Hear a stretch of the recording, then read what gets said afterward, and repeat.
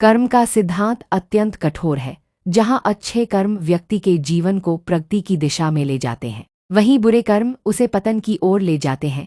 धर्मग्रंथों के अनुसार मनुष्य को किए हुए शुभ या अशुभ कर्मों का फल अवश्य भोगना पड़ता है। गोस्वामी तुलसीदास ने भी रामचरित मानस के माध्यम से यह बताने का प्रयास किया है कि जो जैसा कर्म करता है उसे वैसा ही फल भुगतना पड़ता है। इसलिए यह नितांत आवश्यक है कि हम अपने कर्मों का लेखा जोखा करें। हमारा अगला जन्म किस प्राणी के रूप में होगा, यह सब कुछ हमारे कर्मों पर ही निर्भर करता है। अनेक जन्मों में किए हुए कर्म हमारे अंतकरण में संग्रहित रहते हैं। वे संचित कर्म कहलाते हैं और उनसे ही प्रारब्ध बनता है। इसलिए भगवान श्री कृष्ण ने गीता में कर्म को प्रधानता देते हुए यहाँ तक स्पष्ट किया है कि व्यक्ति की यात्रा जहाँ से छूटती है, अगले जन्म में वह वहीं से प्रारंभ होती है। जो प्रकृति के नियमों का पालन करता है वह परमात्मा के करीब है। लेकिन ध्यान रहे, यदि परमात्मा भी मनुष्य के रूप में अवतरित होता है तो वह उन सारे नियमों का पालन करता है जो सामान्य मनुष्यों के लिए हैं। लौकिक और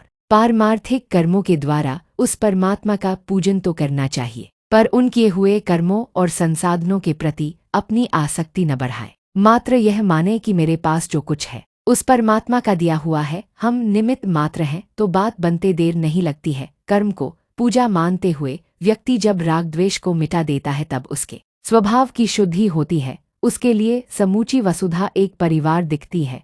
उसका हर कर्म समाज के हित के लिए होता है।